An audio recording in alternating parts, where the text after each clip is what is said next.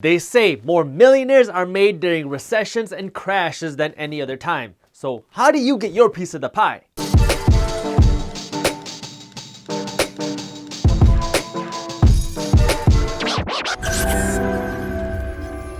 What's up everybody, I am Jaspreet Singh and welcome to the Minority Mindset. Every crisis comes with opportunity, and economic recessions or crashes let people like you and me purchase investments on sale which can help you build your wealth many times faster. But that means you have to think different than the majority of people. First, when the majority of people hear the word recession, they think panic. I want you to think opportunity. Second, when the majority of people hear the word sale, they think of buying things that make them look rich but make their bank account poor. So these are things like a fancy car, a new TV, a big house, and Gucci clothes. What you say about Gucci? There's nothing wrong with buying nice things when you can afford them. That's the key word, afford them.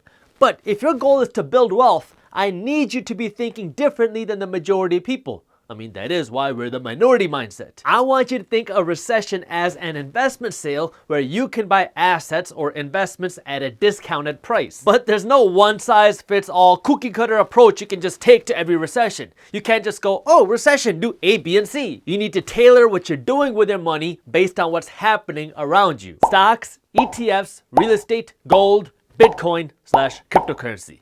These are the most accessible investments you can make during a recession, but you need to know how to use these investments the right way if your goal is to build wealth. And that's why in this video, I'm going to be talking about these 5 investments: stocks, ETFs, real estate, gold, and crypto, and how you can apply these 5 investments during this 2020 crisis. So make sure you watch this video until the end because you don't want to miss any of these key details. But before we get into that, hit that thumbs up button below, because if you don't, then YouTube doesn't show our video to anybody else. Subscribe to the Minority Mindset YouTube channel. That way you don't miss our new financial education videos every single week. And hit that little notification bell too, because if you don't, then YouTube doesn't let you know when our new videos are released. Let's start by talking about stocks and ETFs because they go hand in hand. The stock market is a place where people like you and me can go and buy ownership or shares in big companies. Now, instead of spending a couple $100s buying shoes on Amazon, you can use that couple $100 to buy shares or ownership in Amazon or Nike. This way, when other people give their money to Amazon or Nike buying things,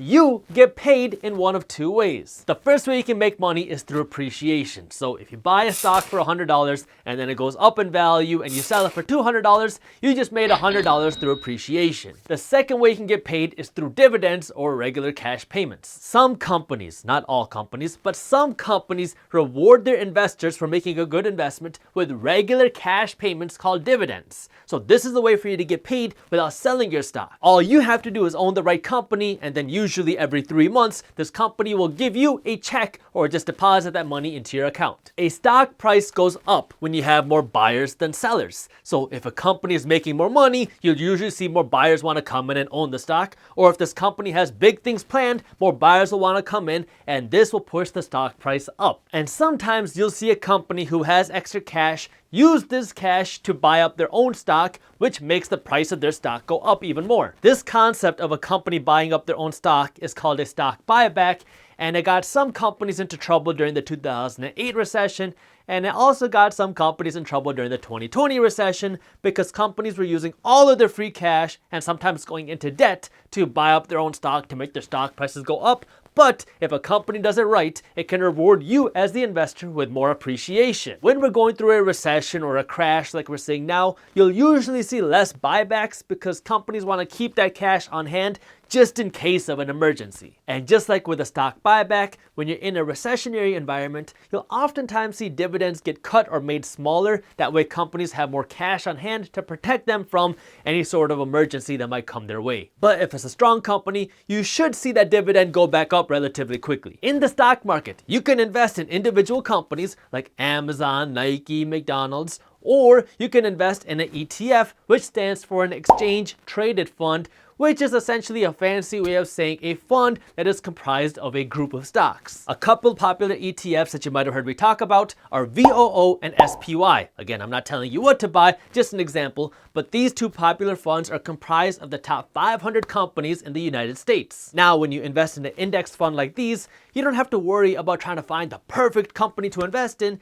You own shares of a bunch of big companies, and now you can kind of just ride the stock market wave. Usually if the stock market goes up, your index fund will go up. And if the stock market comes down, you'll typically see your index fund come down too. You have ETFs for everything. I mean, you have real estate ETFs, dividend paying ETFs, growth stock ETFs, you name it, there's probably an ETF for it. What about YouTube ETFs? Except that doesn't exist yet. Now, before I get into actual investing strategies, let me just remind you, investing has risks. You are never guaranteed to make money when you invest. You might even lose money. So always do your own due diligence and don't just blindly listen to a random guy on YouTube. Did somebody just call for a random guy on YouTube? Right now, the entire stock market is on sale. And obviously, our economy has some huge challenges and hurdles to overcome still. But history has showed us that over the long run, the economy, the stock market, and strong companies go up. That means opportunity for you if you have the right mindset and the right financial education. Investing is a long-term game. You should only be investing what you don't need for at least the next 5 to 10 years. But stock market crashes have proven time and time again to be great opportunities for people who buy. But that doesn't mean you should just be blindly investing your money. You should probably look for companies that are strong and that have big cash reserves,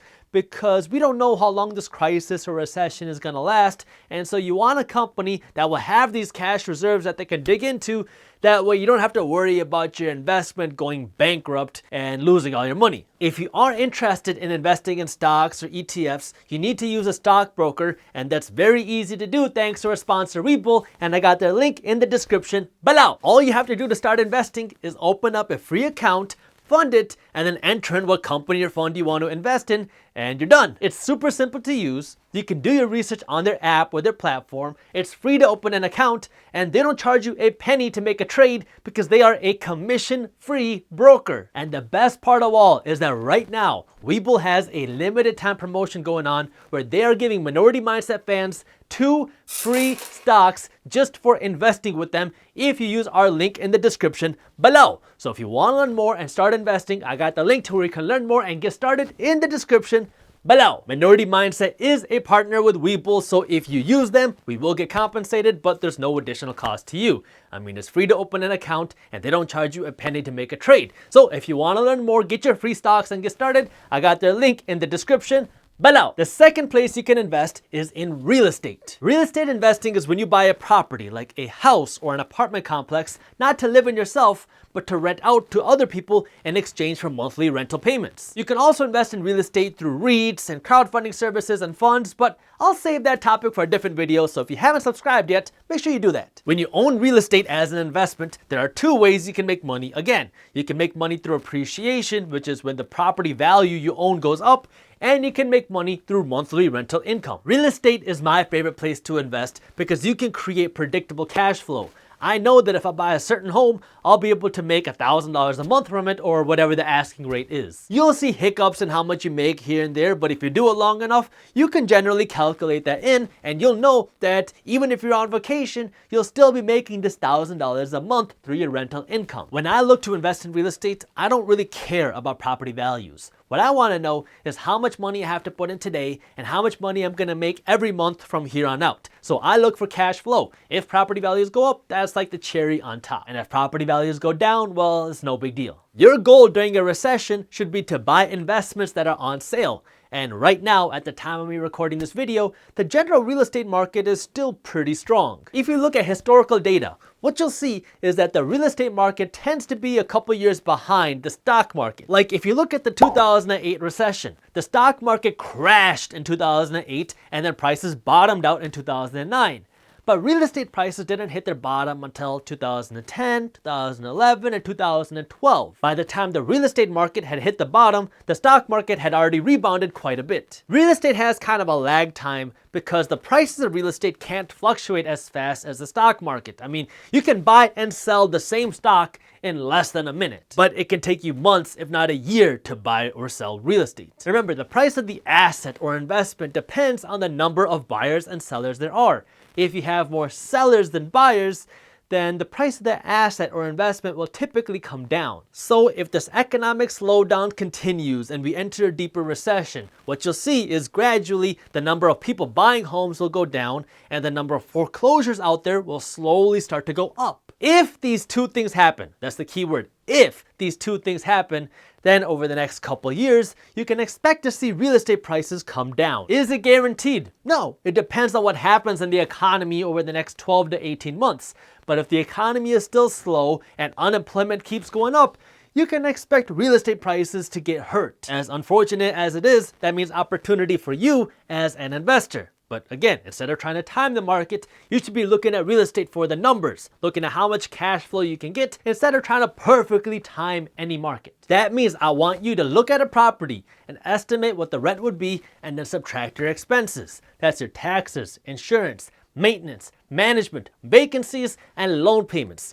If your profit that you're making after calculating all these expenses fits your investment profile, then it's a good investment. If a property would be losing you money every month, then it's a bad investment. Before I get into gold and crypto, again, this is why financial education is so important. That way you can take care of your money when times are good. That way you can take advantage of opportunities when they come your way when times are not so good. And if you're looking for an easy way to up your financial education, we have a free ebook on money management and investing that you can read for free when you sign up for our financial education emails. And these financial education emails are different than our financial news emails. So if you want to get our free ebook and get your financial education emails, you can do it for free by clicking the link up here or by clicking the link in the description below. And finally, we have our commodities like gold and cryptocurrency, which are different, but I want to talk about them together. When there's blood on Wall Street, people typically turn to commodities like gold. Gold is a tangible asset that investors turn to as a hedge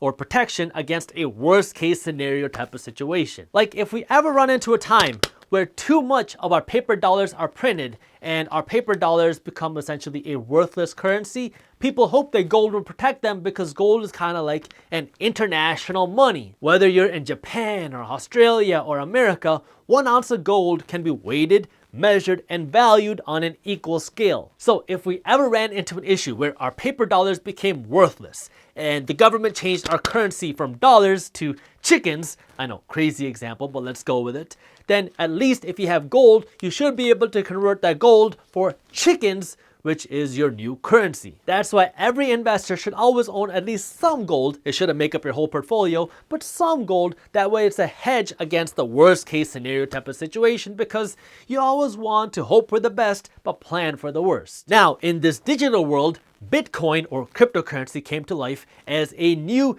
decentralized international currency. When I say decentralized, I mean the goal of cryptocurrency is for it to be controlled by people, not governments. The United States government, the Federal Reserve, and the Treasury Department have worked together to print an enormous amount of cash, or what we call money, during this 2020 crisis alone. Our paper dollars aren't backed by gold or silver or anything tangible. Our dollars only have value because the government has said that this currency has value and people have faith in this currency. Right now, our dollar has a lot of faith behind it, so there's a lot of value in the US dollar. But there's no guarantee that that same amount of faith and value will always be there in the future, especially if we keep printing money or cash at the rate that we're printing it now. Plus, getting the government, or any government for that matter, back to the gold standard is almost an impossible task. That's where cryptocurrency comes into play, because the whole idea is if people lose faith in the dollar, or if people just start using cryptocurrency as a real means of exchange, like a real currency,